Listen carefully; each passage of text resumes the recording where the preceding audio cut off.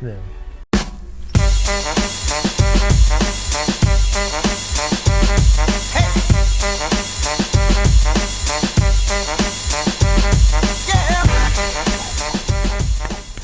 Is that what normal humans do when they get excited? Because I am very excited about today's video and the contents of the video. Hi, I'm SB Mitch. Give me a follow on social stuff and also subscribe to the channel to see videos kind of like this. Maybe like once every 2 months, something like that. I don't know. You know the drill. Hi, pals.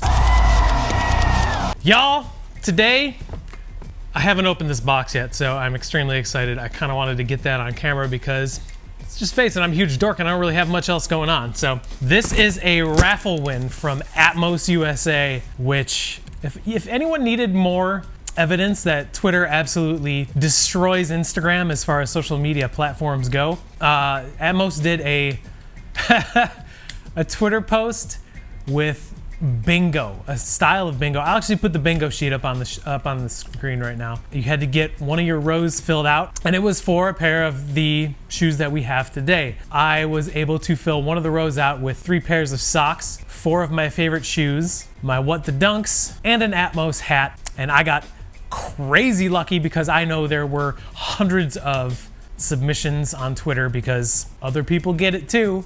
This is what I got from Atmos. I'll be flat out honest with you. Back when Atmos in Philly was, I don't know if it's pronounced Ubik or Ubik, something like that. I had never seen anyone win a raffle from them before.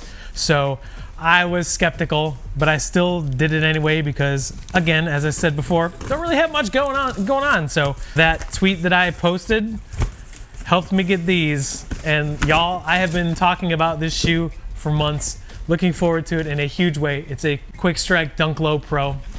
This is a collaboration with Dutch artist Peter Janssen, or as he's known by his stage name, Piet Parra. Oh boy, these are very good. It's the abstract art Dunk Low Parra collaboration for, I guess you could say it's for the Olympics, but the timing on it was just that. This is literally my first time seeing these in hand. So before I geek out all over them, let's take a closer look at this Dunk Low.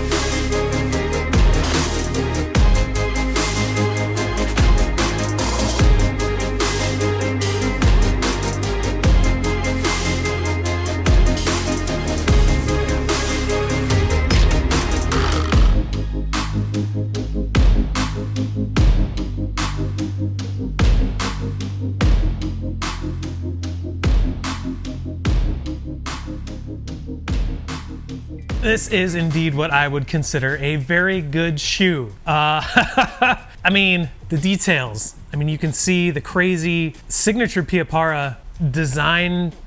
Like, Bridget, what kind of art would this be? Like Piet Mondrian type stuff? Yeah, modernist.